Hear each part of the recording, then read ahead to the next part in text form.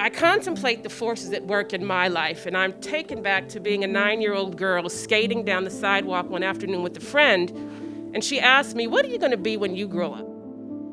And I said, "I'm going to be a teacher so that I can save the world." I had no idea the impact Stanford would have on me. Here I was seen and heard no matter how I covered myself with the accoutrements of ego, self-deprecation, or even fear. My professors, my advisor, my classmates, colleagues, and even teaching candidates wouldn't let me hide. It was at Stanford where I realized that I did not choose teaching. Teaching chose me. This place, the people, the experiences were palpable forces, propelling me forward to this very moment where I can stand before you on this day, celebrating the cornucopia of sweet, savory, spicy, and even bitter fruits.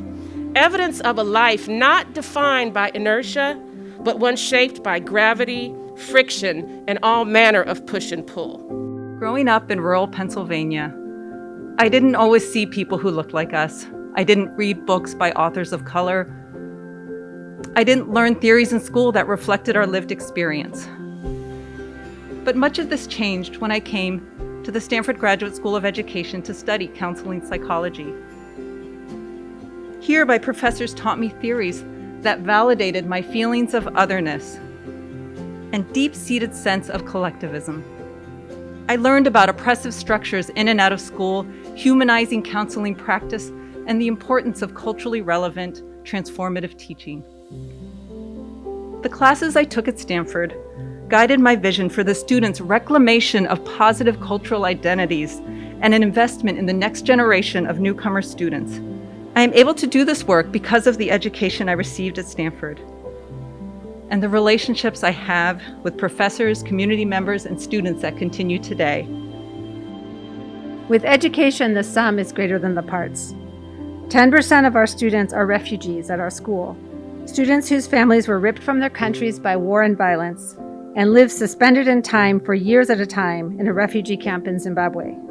There's literally no other context I've witnessed where education has such raw power to completely transform a life as that of refugees.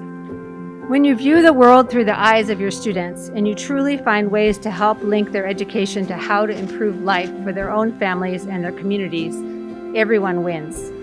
It is then that education becomes a means to close rather than accentuate resource gaps and differences. It is then that education teaches people how to think and not what to think. It is then that education becomes a true source of hope in our complicated world.